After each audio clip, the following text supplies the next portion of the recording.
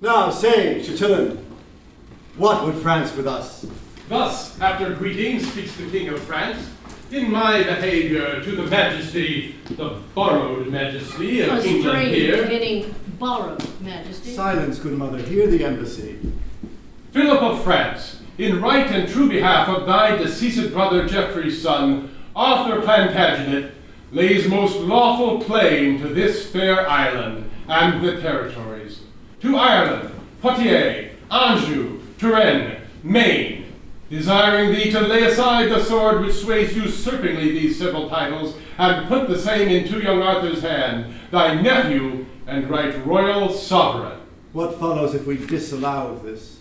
The proud control of fierce and bloody war, to enforce these rights so forcibly withheld. Here have we blood for blood, war for war, and controlment for control. So answer, France. Then take my king's defiance from my mouth, the farthest limit of my embassy. Bear mine to him, and so depart in peace. Be thou as lightning in the eyes of France, for ere thou canst report I will be there. The thunder of my cannon shall be heard. So hence, be thou the trumpet of our wrath, and sullen presage of your own decay. An honorable conduct let him have, or to look to it. What now, my son?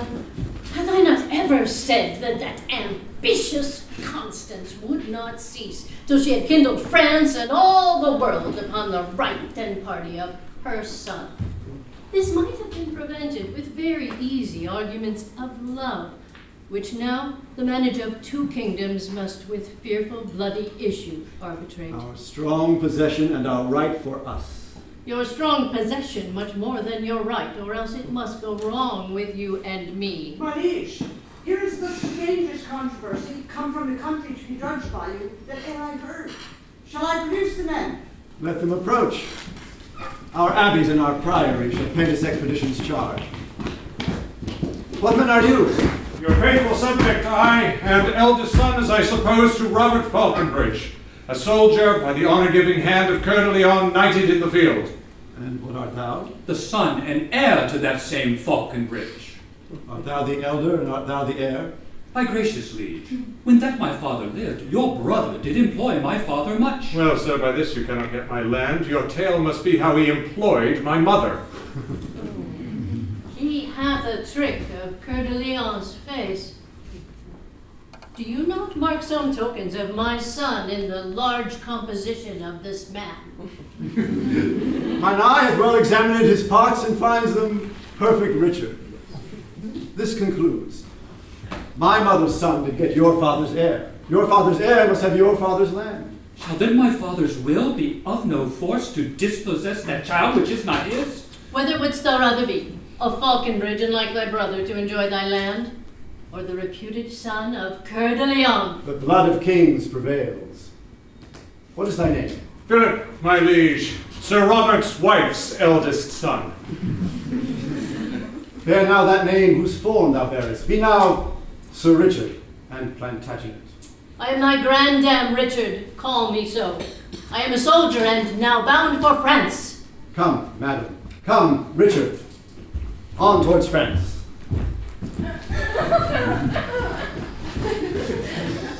A foot of honor better than I was, and many a foot of land the worst. And now can I make any Joan a lady, for he is but a bastard to the time, but doth not smack of opportunity. And though I will not practice to deceive, yet to avoid deceit I will intend to learn, for it shall strew the footsteps of my rising. Who comes in such haste? Don't meet my mother. There is the slave that holds in chase mine honor, up and down. Is it Sir Robert's son that you seek so? Sir Robert's son, I, thou unreverend boy, Sir Robert's son. Why scornst thou at Sir Robert? Madam, I was not old Sir Robert's son. We know his handiwork. Therefore, good mother, to whom am I beholding for these limbs? Sir Robert didn't help to make this leg. What means this scorn, thou most untoward knave? Knight, good mother. Now, Sir Richard. Then, good my mother, let me know my father. Hast thou denied thyself a Falconbridge? As faithfully as I deny the devil. Oh.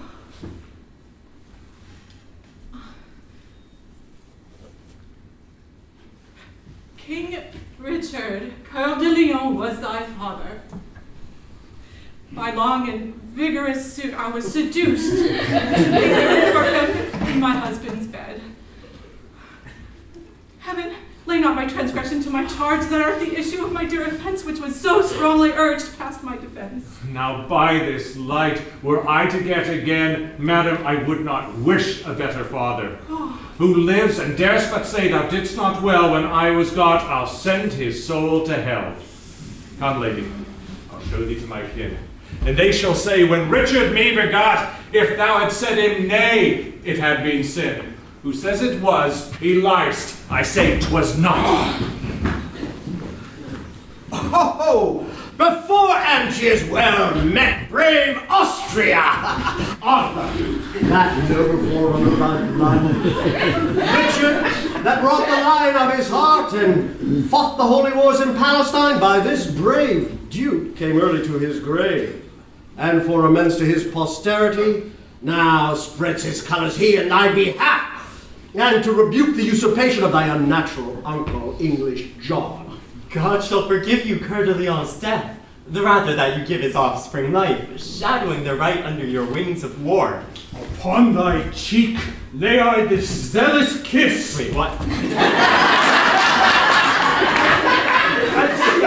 To this indenture of my love, that to my home I will no more return till Angers, and the right thou hast in France, as well as that pale, that white-faced shore, whose foot spurns back the roaring ocean's tides, and coops from other lands her islanders, until that utmost corner of the west salute thee for her king. Oh, take his mother's thanks, a widow's thanks, till your strong hand shall help to give him strength to make a more requital to your love. Well then, to work. Our cannon will be bent against the brows of this resisting town. We'll bathe the marketplace in Frenchmen's blood, but we will make it subject to this boy. Stay for an answer to your embassy. My lord Chatillon may from England bring that right in peace, which here we urge in war. What England says, say briefly, gentle lord. England, impatient at your just demands, hath put himself in arms. His marches are expedient to this town. With him along is come the mother queen, of fury stirring him to blood and strife. With her niece, the Lady Blanche of Spain. With them a bastard of the king's deceased, and all the unsettled humors of the land. Rash, inconsiderate, fiery voluntaries, with ladies' faces and fierce dragons' spleens. The interruption of their churlish drums cuts off more circumstance.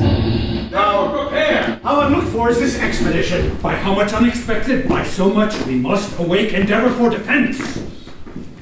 Peace be to France.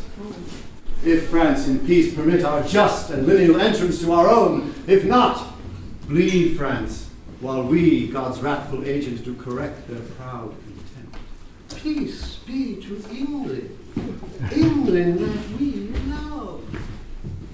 But thou from loving England art so far that thou hast underwrought her natural king, and rent the maiden virtue of the crown.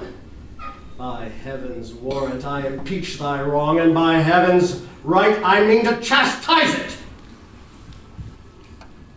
Alack, thou dost usurp authority. Excuse it is to beat usurping down. Who is't thou dost call usurper, France? Let me make answer, thy usurping son. Out, insolent! Thy bastard shall be king, that thou mayst be a queen and check the world. My bed was ever to thy son as true as thine was to thy husband. By my soul, his father never was so true begot. It cannot be, and if thou wert his mother. Peace! There's the Hear that crier! mother. What the devil art thou? One who will play the devil, sir, with you if he catch your hide, and you alone. You are the hare of whom the proverb goes, whose virtue is to pluck dead lions by the beard. I'll smoke your skin coat if I catch you right. What cracker is this that deafs our ears? Women and fools! Break off your conference. King John, this is the very sum of all. England and Ireland, Anjou, Touraine, Maine. In right of Arthur I do claim of thee. Wilt thou resign them and lay down thy arms? My life as soon. I do defy thee, France. Arthur of Britain, yield thee to my hand. And out of my dear love I'll give thee more than e'er the coward hand of France can win. Submit thee, boy. Come to thy grandam, child. Do, child, go to thy grandam, child, give grandam kingdom, and its grandam shall give thee a plum, a cherry, and a fig. There's a good Give grandam. my mother peace. I would that I were low laid in my grave. I am not worth this coil that's made for me. His mother's shames him so, poor boy, he weeps. His grandam's wrongs, and not his mother's shames, draws those heaven-moving pearls from his poor eye. Thou monstrous slanderer of heaven and earth, Thou monstrous injurer of heaven and earth. thou unadvised scold, I can produce a will that bars the title of thy son. Aye, who doubts that? A will, a wicked will, a woman's will, a cankered grandam's will. Peace, lady, pause, or be more temperate. Some trumpet, summon hither to our gates these men of Angiers. Let us hear them speak whose title they admit, Arthur's or John's.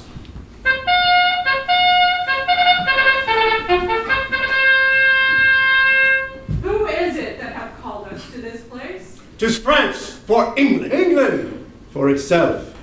You men of Angiers and my loving subjects, you loving men of Angiers and Arthur's subjects, our trumpet called you to this gentleman for our advantage. Therefore hear us first. These flags of France that are advanced here have hitherto marched to your endamagement. Their cannons have their bowels full of wrath, and ready mounted are they to spit forth their iron indignation against your walls. And but for our approach, these sleeping stones had been dishabited, and wide havoc made for bloody power to rush upon your peace. It is your lawful king, therefore, who now craves harborage within your city's walls. When I have said, make answer to us both. Lo, in this right hand, whose protection is most divinely vowed, upon the right of him it holds, stands young Plantagenet, son to the elder brother of this man, and king o'er him, and all that he enjoys. For this downtrodden equity, we tread in warlike march these greens before your town. Be pleased to pay the duty that you owe to him who owns it, namely this young prince. Then tell us, shall your city call us lord in that behalf which we have challenged it? Or shall we give the signal to our rage and stalk in blood to our possession? In brief, we are the King of England's subjects. From him and in his right we hold this town. Acknowledge then the king and let me in. That can we not. But he who proves the king, to him will we prove loyal. Till that time we have rammed up our gates against the world. Does not the crown of England prove the king? And if not that, I bring you witnesses. Twice 15,000 hearts of England's breed. Bastards and else. To verify our title with their lives. As many as well-born bloods as those. Some bastards too. Stand in his face to contradict his claim. Till you compound whose right is worthiest, we, for the worthiest, hold the right from both. Then God forgive the sin of all those souls that to their everlasting residence before the dew of evening fall shall fleet in dreadful trial of our kingdom's king. Amen, amen. Mount, chevaliers, to arms! By St. George that swings the devil, now teach us some fence. Ah, sirrah, were I now in your den with your lioness, I'd set a ox head to your lion's hide to make a monster of you. Thou darest not say so, villain, for thy life. Oh, tremble, for you hear the lion roar. Up higher to the plain, where we'll set forth in best appointment all our regiments. It shall be so, and at the other hill, stand all our own, God and our right!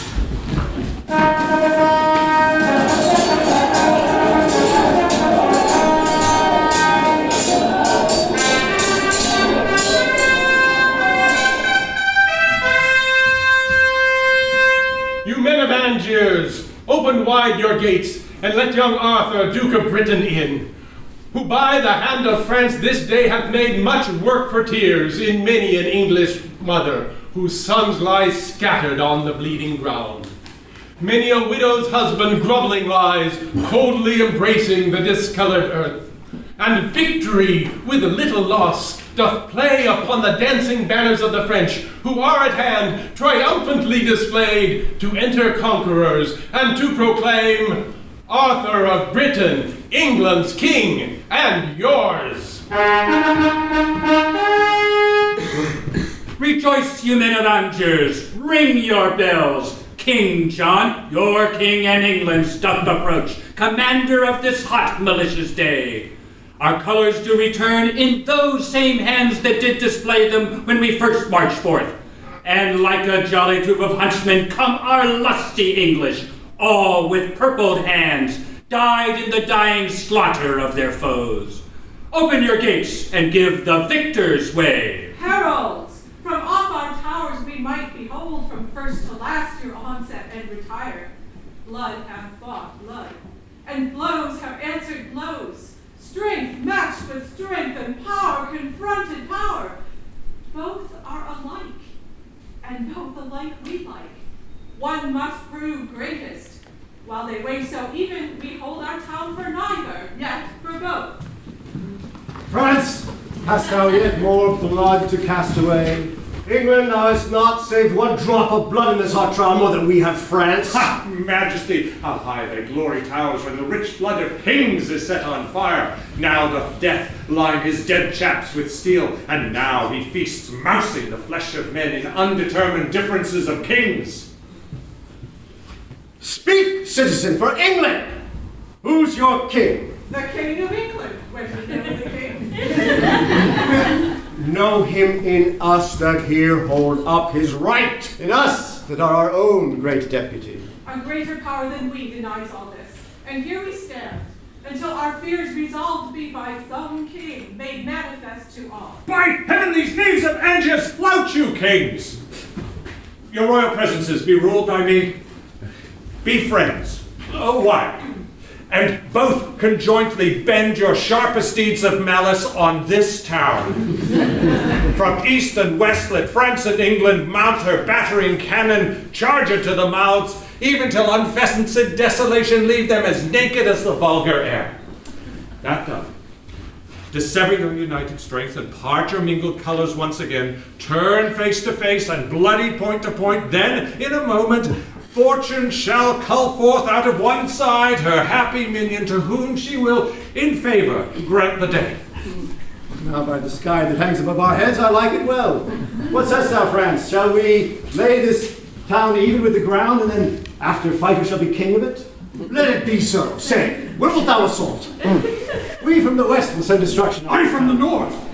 Our thunder from the south shall rain our drift of bullets on this town. Prudent discipline from north to south, France to England, blow in each other's faces. I'll set them to it. Come, away. Hear us, great kings.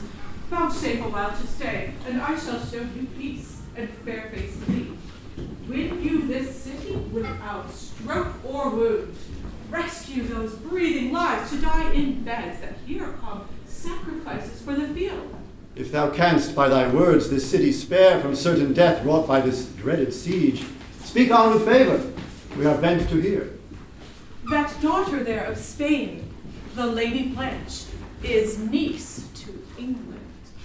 Look upon the years of Louis the Dauphin and that lovely maid. If lusty love should go in quest of beauty, where should he find it fairer than in Blanche? If zealous love should go in search of virtue, where should he find it purer than in Blanche? If love ambitious sought a match of birth, whose veins bound richer blood than Lady Blanche? Such as she is in beauty, virtue, birth, is the young Dauphin every way complete. He is the half part of a finished man, left to be finished by such as she, and she a fair, divided excellence, whose fullness of perfection lies in him. This union shall do more than battery can to our fast-closed gates, for at this match the mouth of passage shall we fling wide ope, and give you entrance. Our ears are cudgelled, not a word of hers, but buffets like better than a fist of France. Zounds, I was never so bethumped with words since I first called my brother's father Dad.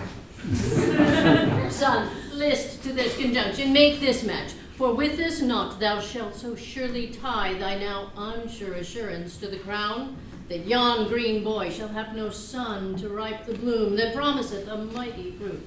Why answer not the double majesties this friendly treaty of our town? Speak England first, that hath been forward first to speak unto this town. If What that the Dauphin say there, you? thy princely son, can in this book of beauty read, I love. Her dowry shall weigh equal with the queen. For Anjou and fair Turin, Maine, Poitiers, and all this side the sea we hold liable to our crown and dignity, shall gild her bridal bed, and make her rich in titles, honors, and promotions, as she, in beauty, education, blood, holds hand with any princess of the world. What sayest thou, boy? Look in the lady's face. I do, my lord. In her eye I see a wonder, or a wondrous miracle. The shadow of myself formed in her eye, which, being but the shadow of your sun, becomes a sun and makes your sun a shadow. I do protest, I did never love myself, till now in fixed I behold myself drawn in the flattering table of her eye. Drawn in the flattering table of her eye, hanged in the frowning wrinkle of her brow. My uncle's will in this respect is mine. If he see aught in you that makes him like, I can with ease translate it to my will. Further, I will not flatter you, my lord, that all I see in you is worthy love. Though surely, nothing do I see in you that I can find should merit any hate. If thou be pleased withal, command thy son and daughter to join hands. It likes us well. Young princes, close your hands. And your lips. I'm well assured that I did so when I was first assured.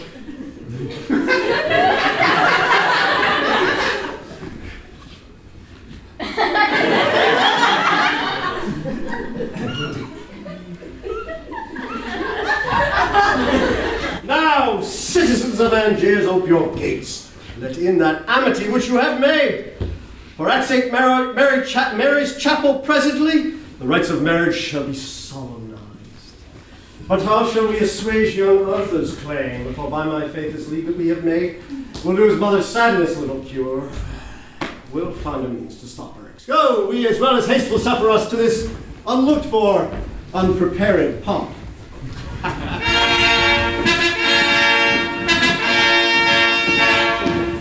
Mad world, mad kings, mad composition. John, to stop Arthur's title in the whole, hath willingly departed with a part, and France, whose armour conscience buckled on as God's own soldier, is rounded in the ear with that same purpose changer, that sly devil, that broker that yet breaks the hates of faith, that smooth-faced gentleman tickling commodity. Commodity, the bias of the world who of itself is weighted well, able to run even on even ground till this advantage, this vile drawing bias, makes it depart from all direction. And this same bias, this commodity, clapped on the outward eye of fickle France, hath drawn him from his own determined aid, from a resolved and valiant peace, war, to a most base and vile purpose, peace. And why rail I on this commodity? But for because he hath not wooed me yet, and my hand is unattempted, yet like a poor beggar raileth on the rich. Well, as I am a beggar, I will rail and say there is no sin but to be rich. And being rich, my virtue then shall be to say there is no vice but beggary. If kings break faith upon commodity, gain be my lord, for I will worship thee. Gone to be married? Gone to swear a peace? False blood to false blood joined. Gone to be friends? Shall Louis have Blanche and Blanche those provinces? It is not so. Thou hast misspoke, misheard. Be well advised, tell o'er thy tale again. It cannot be. Thou dost but say 'tis so. I have a king's oath to the contrary. Thou shalt be punished for thus frighting me, a widow, husbandless, subject to fears. What dost thou mean by shaking of thy head? Why dost thou look so sadly on my son? Then speak again. Not all thy former tale, but this one word, whether thy tale be true. As true as I believe you think it false. Louis, Mary, Blanche. Oh boy, then where art thou? France, friend with England. What becomes of me? Fellow, be gone, I cannot brook thy sight. This news hath made thee a most ugly man. What other harm have I, good lady, done, but spoke the harm that is by others done? I do beseech you, madam, be content. If thou that bidst me be content wert grim, full of unpleasing blots and sightless stains, lame, foolish, crooked, swart, prodigious, patched with foul moles and eye-offending marks, I would not care. I then would be content, for then I should not love thee. Nay, nor thou become thy great birth, nor deserve a crown. But thou art fair, and at thy birth, dear boy, nature and fortune joined to make thee great. France is a bawd to fortune and King John, that strumpet fortune, that usurping John. Tell me, thou fellow, is not France forsworn? Envenom him with words and get thee gone. He comes himself, dear lady, for thy peace. I will instruct my sorrows to be proud, for grief is proud and bids its owner stoop. Here is my throne. Bid kings come bow to it. 'Tis true, fair daughter. And this blessed day ever in France shall be kept festival. The yearly course that brings this day never shall see it but a holiday. A wicked day and not a holy day. Nay, rather turn this day out of the week, this day of shame, oppression, perjury. Or if it must stand still, let wives with child pray that their burdens may not fall this day, lest that their hopes prodigiously be crossed. This day all things begun shall come to ill end. By heaven, lady, you have no cause to curse the fair proceedings of this day. Have I not pawned to you my majesty? You have beguiled me with a counterfeit resembling majesty. You are forsworn. You came in arms to spill enemy blood, and now in arms you strengthen it with yours. Arm, you heavens, against these perjured kings. Be husband to me, God, set armed discord twixt these perjured kings. And thou, disloyal Austria, dost shame the cause to which thou art so nobly sworn. Thou wear a lion's hide, doff it for shame, and hang a casket on those recreant limbs. Oh, that a man should speak those words to me. And hang a calfskin on those recreant limbs. Not say so, villain, for thy life. And hang a calfskin on those recreant limbs. That's enough of that. We do not like this.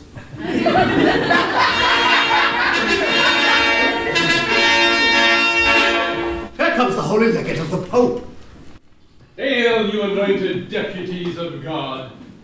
To thee, King John, my holy errand is. I, Pandulf, a fair Milan cardinal, and from Pope Innocent, the legate here, do in his name religiously demand that thou... Why thou against the church? Why? I'm sorry, say that again. Why thou against the church? Why thou against the church dost spurn and force perforce keep Stephen Langton from his holy see as Archbishop of Canterbury. This in our foresaid holy father's name, Pope Innocent, I do demand of thee. What earthly name to interrogatories can task the free breath of a sacred king? Thou canst not, cardinal, devise a name so slight, unworthy and ridiculous to charge me to an answer as the Pope. Tell him this tale, that no Italian priest shall tithe or toil in our dominion, but as we, under him, are God supreme, so in that great supremacy where we do reign, we will alone uphold without the assistance of a mortal hand. So tell the Pope, with all reverence set apart, to him and his usurped authority. Brother of England, you blaspheme in this.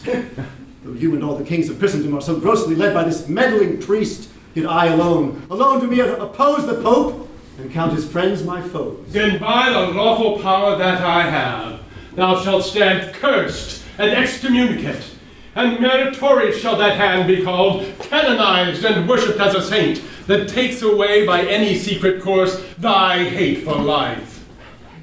Now Philip, King of France. Let go the hand of that arch-heretic, and raise the power of France upon his head, unless he do submit himself to Rome. Look'st thou pale, France? Do not let go thy hand. King Philip, listen to the cardinal. I can have skin on his recreant limbs.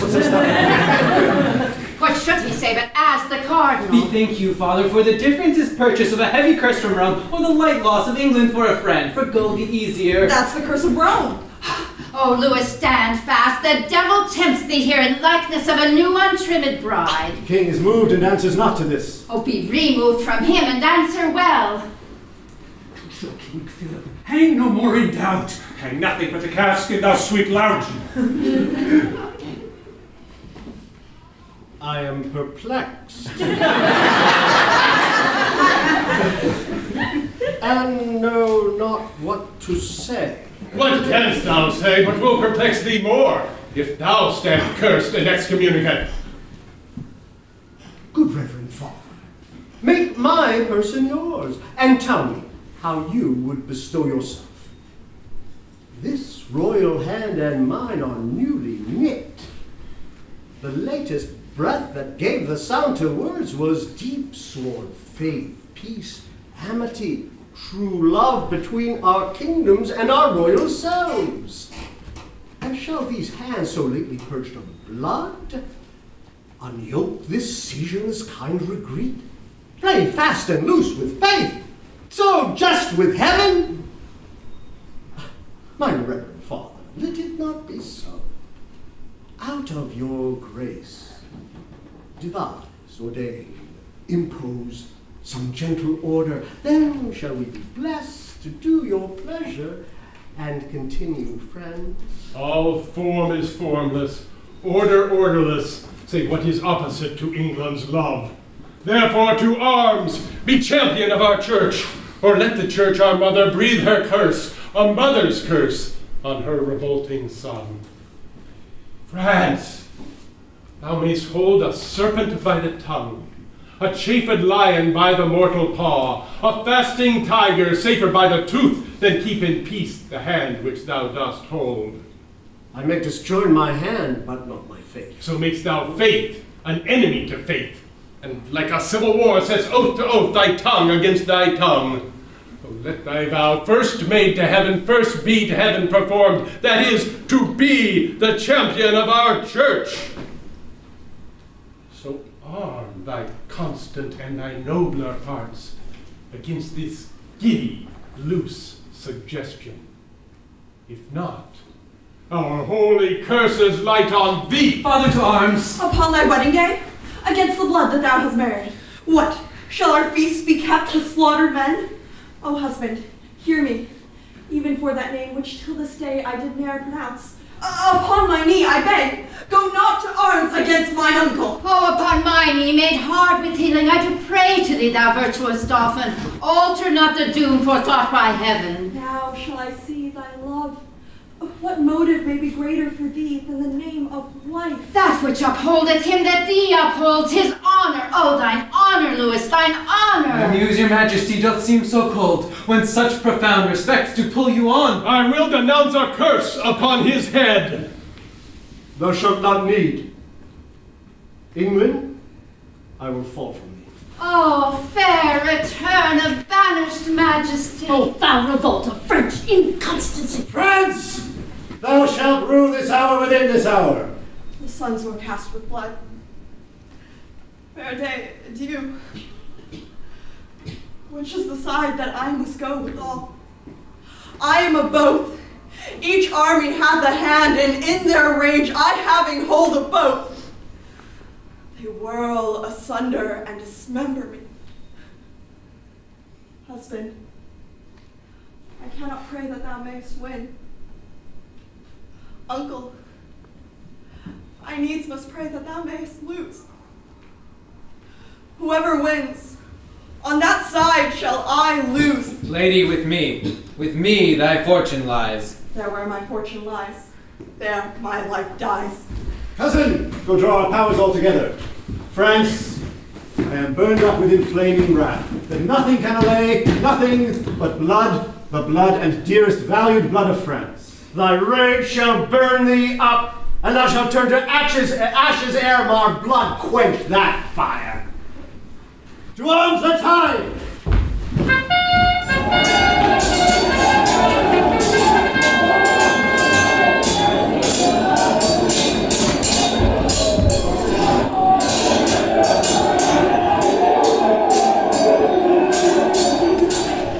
Austria's head lies there, my liege. The day is ours.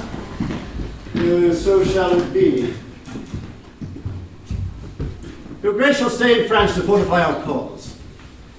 Cousin, look not sad. Thy keeper loves thee, and thy uncle will as dear be to thee as thy father was. Oh, this will make my mother die with grief. For England, cousin, haste before, and ere our coming see thou shake the bags of hoarding abbots. Our fat roots of peace must now by the hungry be fed upon. Bell, book, and candle shall not drive me back when gold and silver becks me to come on. I leave your highness. Grandam, I will pray, if I ever remember to be holy, for your fair safety. So, I kiss your hand. Farewell, gentle cousin. Cause farewell. Come hither, little kinsman. Hark, a word. Come hither, Berta.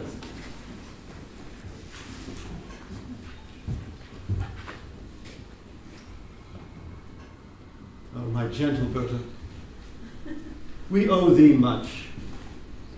Within this wall of flesh there is a soul, counts thee her creditor, and with advantage means to pay thy love. And, my dear friend, thy voluntary oath lives in this bosom, dearly cherishing. Give me thy hand. I had a thing to say, but I will fit it with some better time. By heavens, Berta, I am almost ashamed to say what good respect I have of thee. I am much bounden to your majesty. Thou hast no cause to say so, yet.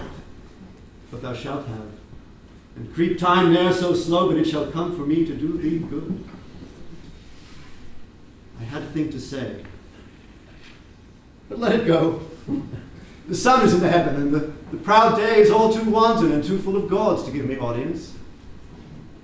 If the midnight bell did with his iron tongue and brazen mouth sound on into the drowsy ear of night, if this were a churchyard where we now sit, and thou possessed of 1,000 wrongs, or if that surly spirit melancholy had baked thy blood and make it run heavy, thick, which else runs tickling up and down the veins, making that idiot laughter strain men's eyes and strain their cheeks to idle merriment, passion hateful to my purposes, or if thou couldst see me without eyes, hear me without thine ears, and make reply without a tongue, using conceit alone, then, in despite of broad-eyed watchful day, I would into thy bosom pour my thoughts. But I will not. Berta. Berta. Berta. Throw thine eye on yon young boy. I'll tell thee what, my friend, he is a very serpent in my way. And wherefore this foot of mine doth tread, he lies before me. Dost thou understand me? Thou art his keeper. And I'll keep him so that he shall not offend your majesty. Death. My lord? The grave.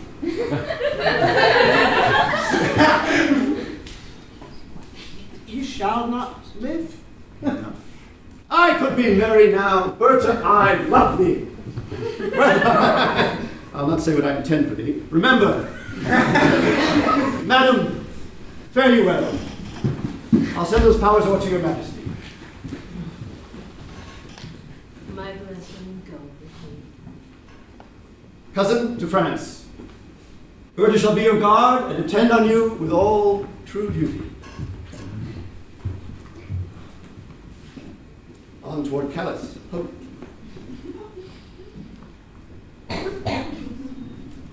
So, by roaring tempest on the flood, a horror madness of consorted sail is scattered and disjoined from fellowship. Courage and comfort also, yet go well. What can go well when we have run so ill? Are not we beaten? Is not Angiers ta'en? Young Arthur ta'en prisoner? Divers dear friends slain, and bloody England unto England gone! But he hath one that hath he fortified. Oh, look who comes here, a grave unto a soul. Lo, now, see the issue of your peace. Patience, good lady, comfort, gentle Constance. I defy all counsel, all redress, but that which ends all counsel, true redress, death. Death. Oh, amiable, lovely death. Thou odoriferous stench, sound rottenness. Arise from the couch of lasting night, and I will kiss thy detestable bones, and put my eyeballs in thy vaulty brows, and wring these fingers with their household worms, and be a carrion monster like thyself. Come, grin on me, and I will think thou smilest and bust thee as thy wife. Fair affliction, peace. No, I will not, having breath to cry. Oh, that my tongue were in the thunder's mouth. Then with a passion would I shake the world. You utter madness, lady, and not sorrow. I am not mad. This hair I tear is mine. My name is Constance. I was Geoffrey's wife. Young Arthur is my son, and he is lost. I am not mad. I would to God I were, for then 'tis like I should forget myself. Oh, if I could, what grief should I then forget? Preach some philosophy to make me mad, and thou shalt be canonized, Cardinal. If I were mad, I should forget my son, or madly think a babe of rags were he. But, Father Cardinal, I have heard you say that we shall see and know our friends in heaven. If that be true, I shall see my boy again. For since the birth of Cain, the firstborn male to him that did but yesterday suspire, there was not such a gracious creature born. But now will canker sorrow eat my bud, and chase the native beauty from his cheek, and he will be as hollow as a ghost. And rising so again, when I shall meet him in the court of heaven, I will not know him.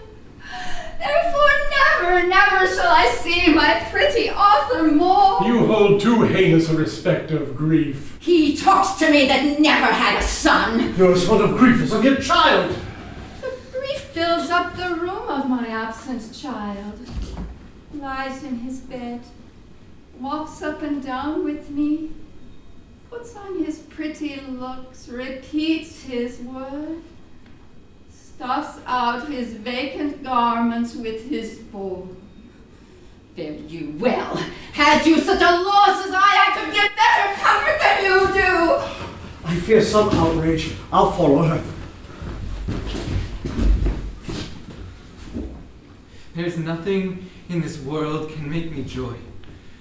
Life is as tedious as a twice-told tale, vexing the dull ear of a drowsy man.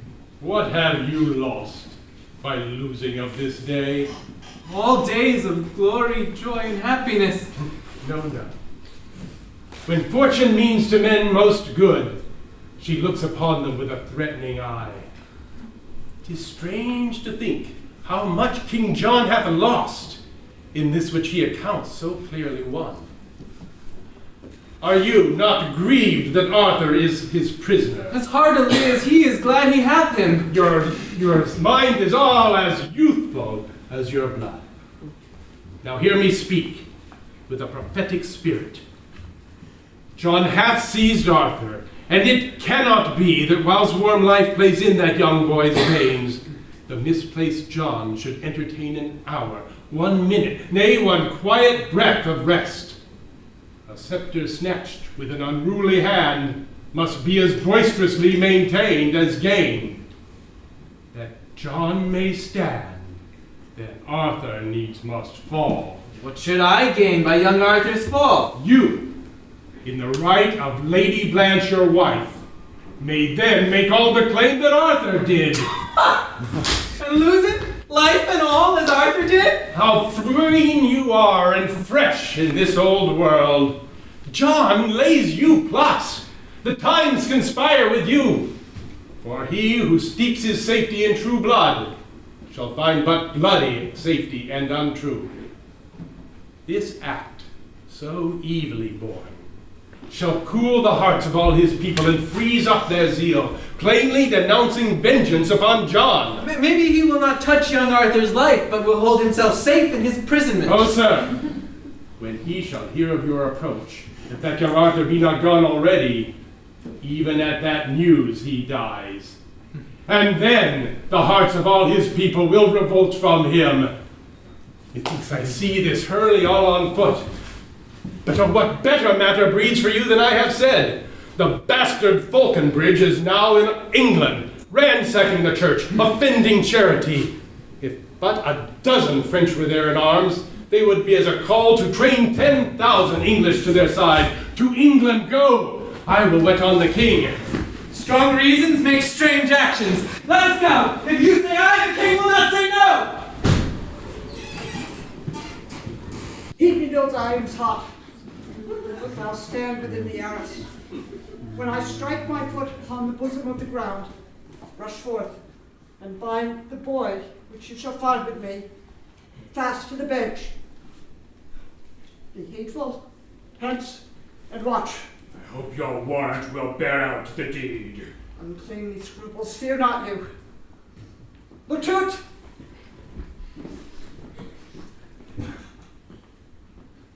Young lad, come forth. I have to say with you. Good morrow, Berta. Good morrow, little prince. A little prince indeed. But you are sad. Indeed, I have been merrier. Mercy on me. Methinks nobody should be sad but I. So I were out of prison and kept sheep. I should be merry as the day is long. And so I should be here, but that I doubt my uncle practices more harm to me. Is it my fault I was Geoffrey's son? No, indeed. It was not. And I would to God I were your son, Berta, so you would love me. If I talk to him with his innocent prate, he will awake my mercy. It lies dead. Therefore I will be sudden and dispatch. Are you sick, Berta? You look pale today. In sooth, I would you were a little sick, so I might sit all night and watch with you. I warrant I love you more than you do me. His words do take possession of my bosom.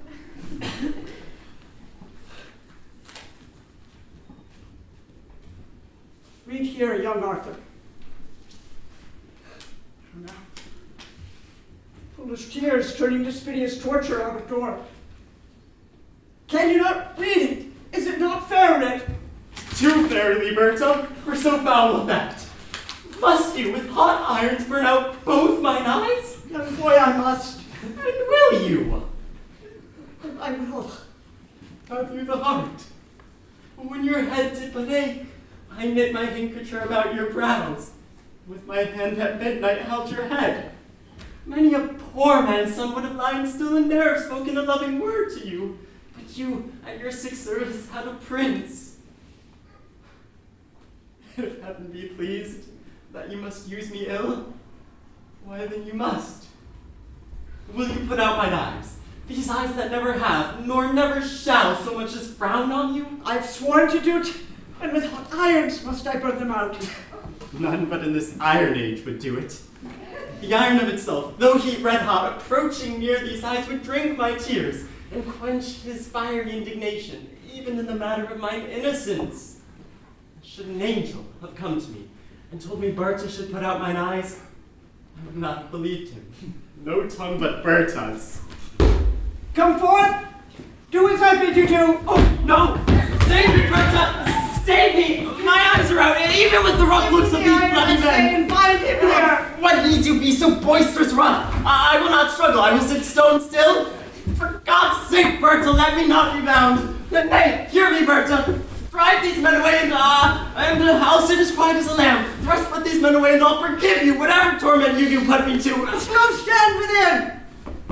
Let me alone with him. I'll best be done with such a deed. Alas, I then have took my friend away. Let him come back, that his compassion might give life to yours. Come, boy. Prepare yourself. Is there no remedy? None but to lose your eyes. God, that there was but a mote in yours, a grain, a dust, a gnat, a wandering hair, any annoyance in that precious sense. Then, feeling what small things there are boisterous, your vow intents must needs seem horrible. Is this your promise? Go to hold thy tongue. Let me not hold my tongue, Berta, let me not. Or Berta, if you will, cut out my tongue so I may keep mine eyes. Oh, spare mine eyes, Berta, though to no use, but still to look on you. Lo, by my troth, the instrument is cold and would not harm me. I can heat it, boy. In good sooth, no, the fire is dead with grief. There is no malice in this burning coal. But with my breath I can revive it, boy. And if you do, it will but blush and glow with shame at your proceedings, Berta. All things that you should use to do me harm deny their office. Only you do lack that mercy which fierce fire and iron extends.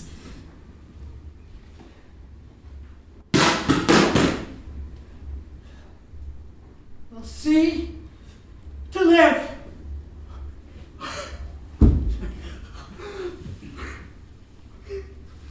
I will not touch thine eye for all the treasure that thine uncle owns. Oh, now you look like Berta. Peace no more. Your uncle must not know but you are dead. Up with these dogged spies with false reports and not offending. Berta, how I say. Silence, silence no more. Go closely in with me. Much danger do I undergo for thee.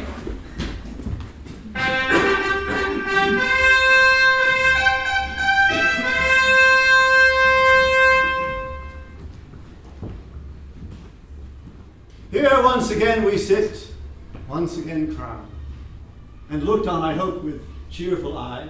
This once again, that your highness pleased, was once superfluous. You were crowned before. Therefore, to be possessed with double pomp, to gild refined gold, to paint the lily, to seek the beauteous eye of heaven to garnish, is wasteful and ridiculous excess. Some reasons of this double coronation I have possessed you with. Meantime, but ask what you would have reformed that is not well, and I will hear and grant you your requests. Then I, my liege, do heartily request the enfranchisement of Arthur, whose restraint doth move the murmuring lips of discontent to break into much dangerous argument. That the time's enemies may not have this to grace occasions, let it be our suit that you have bid us ask his liberty. Let it be so. I do commit his youth to your direction. Berta, what news with you? This is the one should do the bloody deed. And I do fearfully believe 'tis done what she so feared she had a charge to do. The color of the king doth come and go between his purpose and his conscience. His passion is so ripe it needs must break. We cannot change mortality's strong hands. Good lords, although my will to give is living, the suit which you demand is gone and dead. She tells us Arthur is deceased tonight. Indeed, we feared his sickness was past cure. Indeed, we heard how near his death he was, before the child himself felt he was sick. Why bend you such serious brows on me? Think you I bear the destiny of life? Have I controlment over the pulse of life? It is apparent foul play, and 'tis shame that greatness should so grossly offer it. Stay yet, Lord Salisbury. I'll go with thee. They burn in indignation. I repent. There is no foundation set on blood, no certain life achieved by others' death. What a fearful look thou hast. How goes things in France? From France to England, never such a power for any foreign preparation was levied in the body of a land. The tidings come that they are all arrived. Where hath our intelligence been drunk? Where hath it slept? Where is my mother's care? That such a power should be drawn in France and she not hear of it? My lord, her ear is stopped with dust. The 1st of April died your noble mother. And as I hear, the Lady Constance in a frenzy died 3 days before.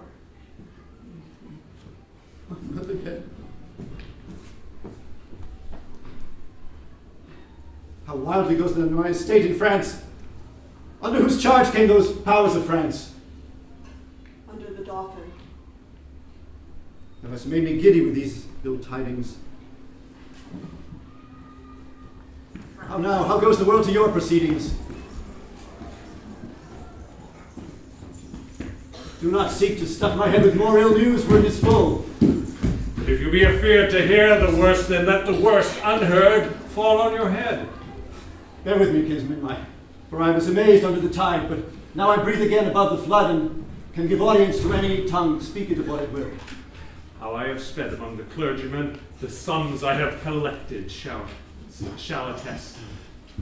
But as I travel hither through the land, I find the people strangely fantasied, possessed with rumors, full of idle dreams, not knowing what they fear, but full of fear.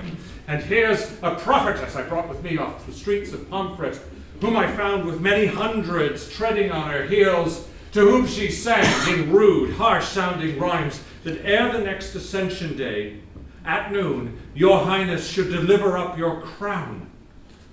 Wherefore didst thou so, thou idle dreamer? For knowing that the truth shall fall out so. Away with her. Imprison her. And on that day at noon whereon she says I shall lose my crown, let her be hanged. Oh. For her to take her to safety and return, for I have news I leave for thee. Cousin, hast thou more? The French, my lord. Men's mouths are full of it. I met Lord Pembroke and Lord Salisbury, their eyes as red as new enkindled fire, and others more, going to seek the grave of Arthur, whom they say is killed tonight on your suggestion. Go to them. Thrust yourself into their company. I have a way to win their loves again. I will seek them out. Go after him. With all my heart, my liege.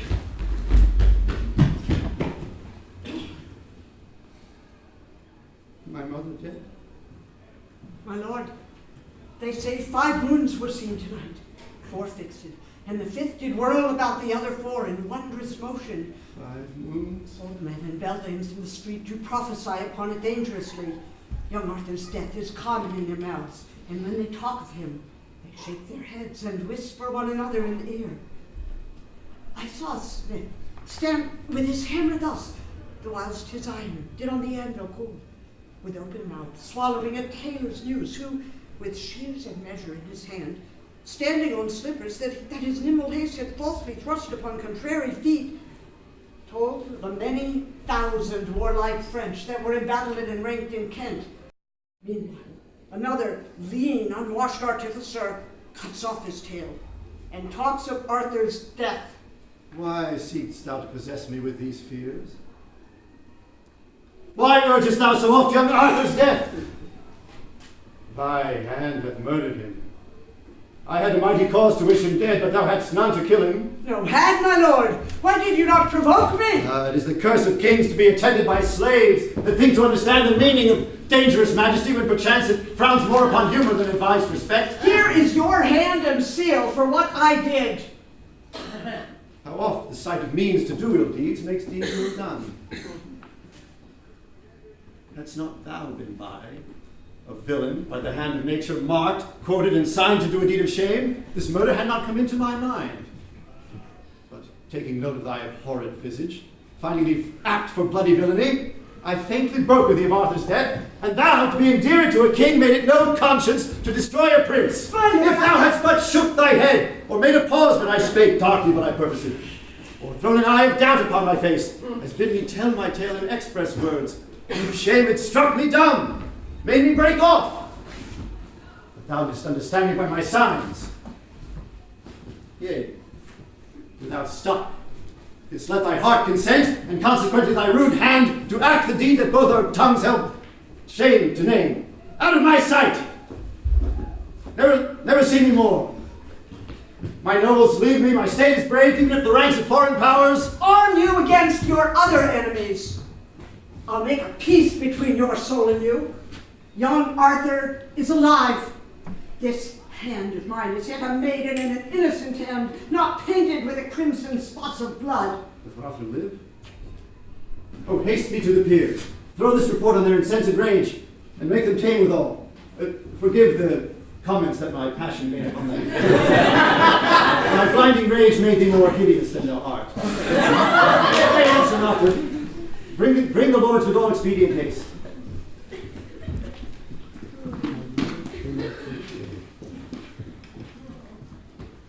The wall is high, and yet will I leap down. There's few or none do know me. If they did, the shipboy semblance hath disguised me quite. If I get down, and do not break my limbs, I'll have 1,000 shifts to get away. It's good to die and go, as die and stay. Oh, me! Oh, my uncle's spirits in these stones. Heaven take my soul into England. Oh, keep my bones. We'll meet the Dolphin in St. Edmundsbury. It is our safety, and we must embrace this gentle offer of the perilous time. Who brought that letter from the Cardinal? The Count Milan, a noble lord of France. Tomorrow morning, let us meet him then. Once more today well met, distempered lords. The king by me requests your presence straight. The king hath dispossessed himself of us. We will not line his thin bestained cloak with our pure honours, nor attend the foot that leaves the print of blood where'er it walks. Return and she lies here. Oh, death made proud with pure and princely beauty. The earth had not a hold to hide this deed. Murder, as hating himself what he hath done, lays it open to urge on revenge. 'Tis a damned and a bloody work, the graceless act of a heavy hand.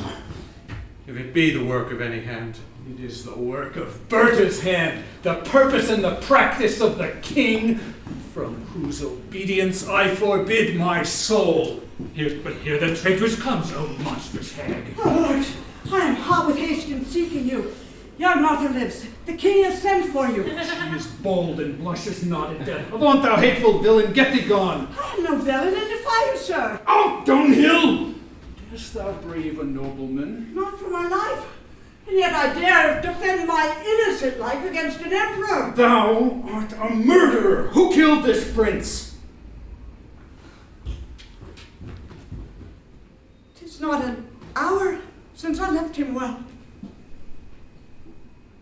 I honored him. I loved him. And will weep my date of life out for his sweet life's loss. Trust not the cunning waters of her eyes, for villainy is not without such room.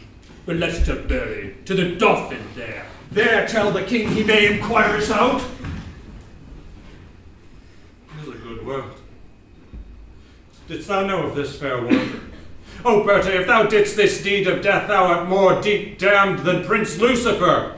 If thou didst but consent to this most cruel act, do but despair. And if thou wants a cord, the smallest thread that ever spider twisted from her womb will serve to strangle thee. A rush shall be a beam to hang thee on. And if thou wouldst drown thyself, put but a little water in a spoon, and it shall be as all an ocean enough to stifle such a villain up. I in act, consent, or sin of thought be guilty of the stealing that sweet breath. Let hell want pains enough to torture me. I left him well. I'll bear him in mine arms. I am amazed, methinks, and lose my way amidst the thorns and dangers of this world.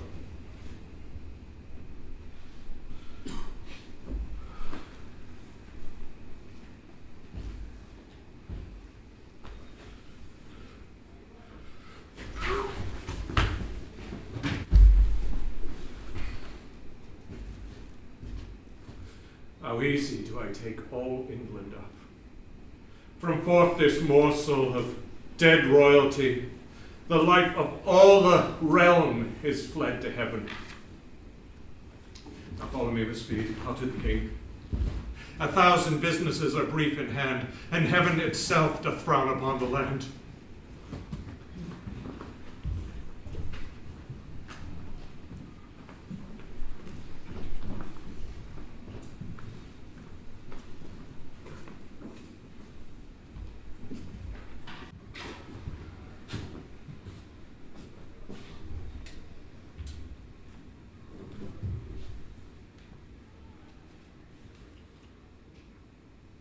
Thus have I yielded up the circle of my glory. Take again from this my hand as holding of the Pope, thy sovereign greatness and authority.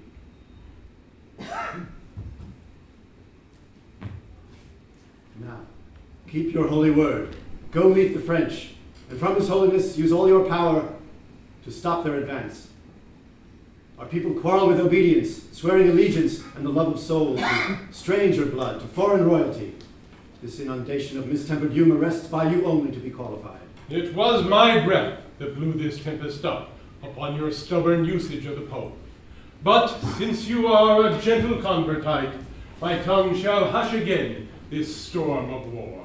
On this Ascension Day, remember well, upon your oath of service to the Pope, go I to make the French lay down their arms. Is this Ascension Day? Did not the prophetess say that on Ascension Day at noon my crown I should give off? I thought it was on constraint, but heaven be thanked it is but voluntary. All Kent hath yielded. Nothing there holds out but Dover Castle. London hath received, like a kind host, the Dauphin and his powers. Your nobles will not hear you, but are gone to offer service to your enemy. Would not they return when they heard that Arthur was alive? They found him, dead, and cast into the streets. An empty casket where the jewel of life by some damned hand was torn and thrown away. Villain Bertha told me he did live. So, by my soul, he did, for aught she knew. But wherefore do you droop? Why look you sad? Be great in act, as you have been in thought. Let not the world see fear and sad distrust govern the motion of a kingly eye. Become thyself. So shall inferior eyes that borrow their behavior from the great grow great by your example, and put on the fierce look of determination. What, shall they seek the lion in his den, and fright him there, and make him tremble there? The legate of the Pope hath been with me, and I have made a happy peace with him, and he hath promised to withdraw those powers led by the Dauphin. Oh, inglorious league! Shall we, upon the footing of our land, send make-peace orders and make compromise, insinuation, parley, and base truth with arms invasive? Shall a beardless boy, a cockered, silken wanton, brave our fields, and try his spirit in a warlike soil, and find no check? Let us, my liege, to arms! Perchance the cardinal cannot make your peace. Or if he do, let it at least be said they saw we had a purpose of defense. Have thou the ordering of this present time?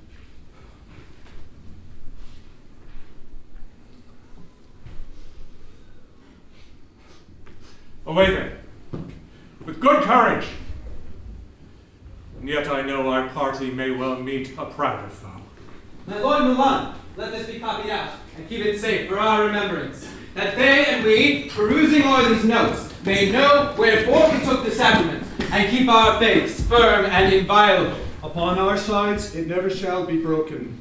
And noble Dauphin, albeit we swear a voluntary zeal and an unurged faith to your proceedings, yet it grieves me, Prince, that we, the sons and children of this isle, were born to see an hour so sad as this, wherein we step after a stranger, march upon her gentle bosom, and fill up her enemies' ranks.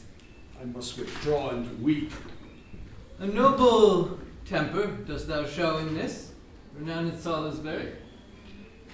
Lift up thy brow, and with a great heart heave away this storm.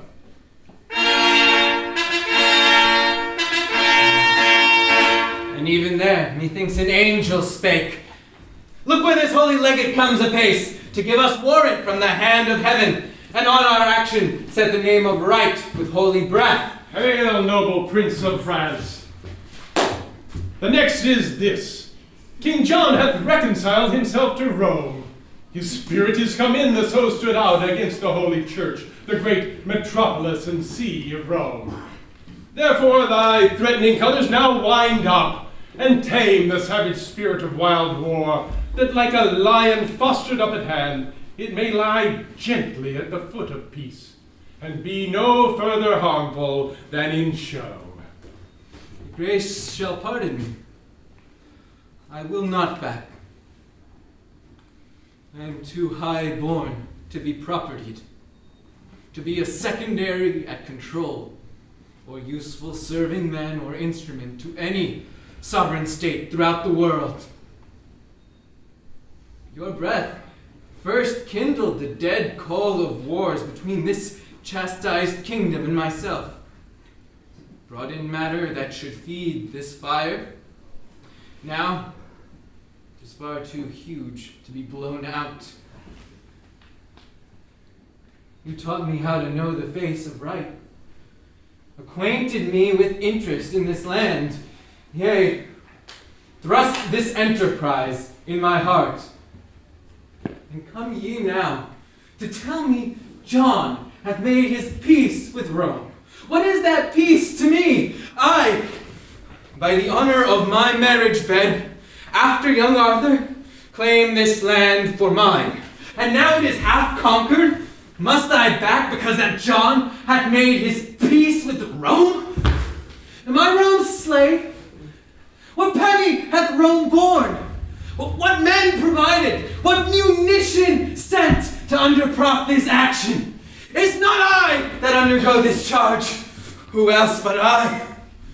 Have I not heard these islanders shout out, Vive le roi, as I have bent their towns? And have I not here the best cards for the game to win this easy match played for a crown? Shall I now give o'er the yielded set? No. No, on my soul, it never shall be said. You look but on the outside of this word. Outside or inside, I will not return till my attempt so much be glorified as to my ample hope was promised.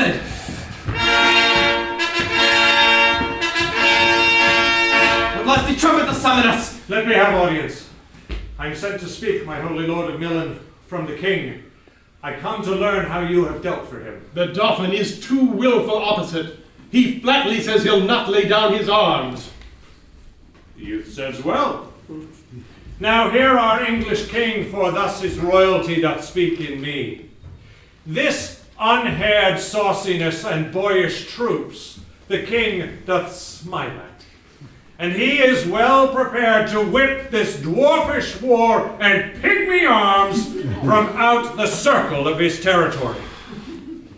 That hand that had the strength even at your door to cudgel you and make you take the hatch, to dive like buckets in concealed wells, thinking that voice an armed Englishman, shall that victorious hand be feebled, that had the strength at your chamber door to give you chastisement?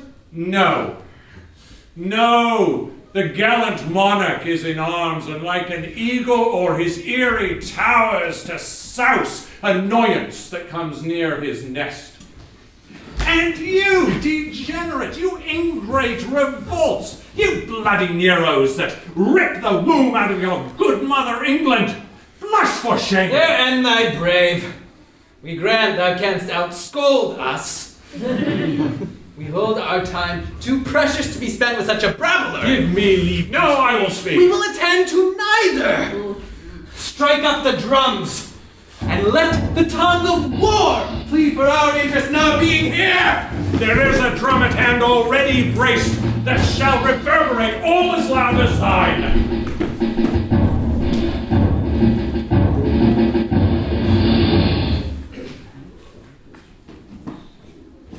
How goes the day with us, Berta? Badly, I fear. How fares your majesty? This fever that hath troubled me so long lies heavy on me. My lord, your valiant kinsman Falconbridge desires your majesty to leave the field and send him word by me which way you go. Tell him towards Swinstead, to the abbey there. Be of good comfort, for the great supply that was expected by the Dauphin is wrecked 3 nights ago on Goodwin Sands. The French fight coldly and retire themselves. This tyrant fever burns me up and will not let me welcome your good news. To Swinstead. To my litter. Straight.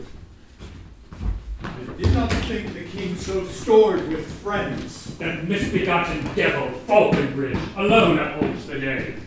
'Tis Capelon.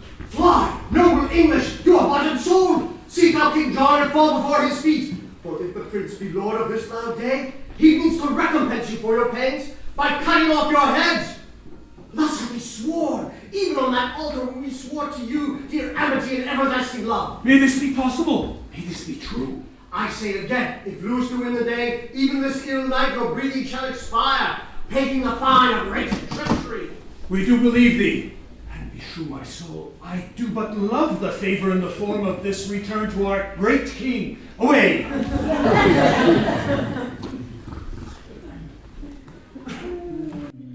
Who's there? A friend, whither goes thou? What's that to thee? Why may not I demand of thine affairs as just as well as you would do of mine? Bertha, I think. Thou knowest thou art my friend that knows my tongue so well. Who art thou? Who thou wilt. Oh, brave soldier, pardon me that any accent breaking from thy tongue should escape the true acquaintance of mine ear. Sad compliment. What news abroad? I here walk I in the black brow of night to find you out. So, Bertha, what's the news? The king, I fear, is poisoned by a monk. Yet speaks he, and perchance may still recover. Who hast thou left behind to tend his majesty? I know you not.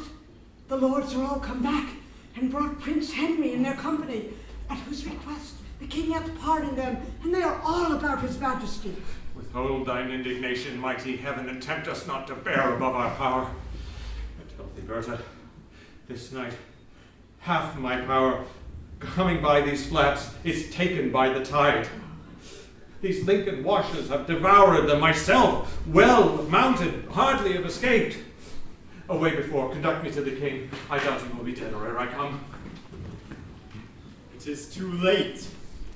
The life of all his blood is touched corruptibly, and his pure brain doth by the idle comments it makes foretell the ending of mortality. His Highness yet doth speak, and holds belief that being brought into the open air, it would allay the fell poison that assaileth him. Let him be brought into the orchard here. Doth he still rage? He is more patient than when you left him. Even now he sung.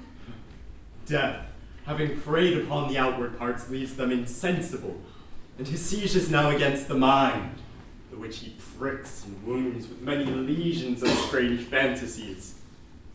I am the signet to this pale faint swan, who chants a doleful hymn to his own death, and from the organ pipe of frailty sings his soul and body to their lasting rest.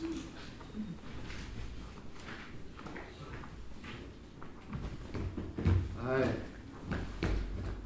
Marry now, my soul hath elbow room. It would not out at windows, nor at doors. There is so hot a summer in my bosom that all my bowels crumble up to dust. I am a scribbled form, drawn with a pen upon a parchment. And against this burning flame do I shrink up. How fares your majesty? Poison. Ill fare. Dead, forsook, cast off. And will none of you bid the winter come to thrust his icy fingers in my maw and comfort me with cold? I do not ask for much, I beg cold comfort. And thou art so straight and so unreasonable thou denies me that. But there is some virtue in these tears that might relieve you. The salt in them is hot. Within me is a hell, and there the poison is confined to tyrannize on unreprovable, condemned blood. I am scalded by my violent motion, and spleen of speed to see your majesty. I think thou art come to set mine eye. The tackle of my heart is cracked and burnt, and all the shrouds wherewith my life should sail are turned to one thread, one little hair. My poor heart hath but one string to stay it by, and that be till thy news be uttered, and then all thou seest is but a clod and module of confounded royalty. The Dauphin is preparing hitherward, where God he knows how we will answer him before. In a night, the best part of my force, as I on advantage did remove, were in the washes all unwarily devoured by the unexpected flood. You speak these dead news in as dead an ear. My liege, my lord, but now a king, now thus. Art thou gone, sir? I do but stay behind to do the office for thee of revenge. And then my soul shall wait on thee to heaven as it on earth hath been thy servant still. Now, you stars that move in your right spheres, where be your powers? Show now your mended faiths, and instantly return with me again to push destruction and perpetual shame out the weak door of this fainting land. Straight shall we seek, or straight we shall be sought. The Dauphin is raging at our heels. Seems you know not then so much as we. The Cardinal Pandolf is within, who half an hour since came from the Dauphin and brings from him such news of our peace as we with honor and respect may take to lead this present war. He will rather do it when he sees ourselves well sinuated to our defense. And you, my noble prince, with other lords, must now wait on your father's funeral. At Worcester must his body be interred, for so he willed it. Thither be it then. And happily may your sweet self put on the lineal state and glory of this land, whom I, in all submission on my knee, bequeath to thee my faithful services. I have a kind soul that would give thanks, and knows not how to do it but with tears. Oh, let us pay the time but needful were, since it hath been beforehand with our griefs. This England never did, nor never shall, lie at the proud foot of a conqueror, but that at first it helped to wound itself. Now these our princes are come home again, come the three corners of the world in arms, and we will shock them. Naught shall make us rue, if England to itself do rest but true.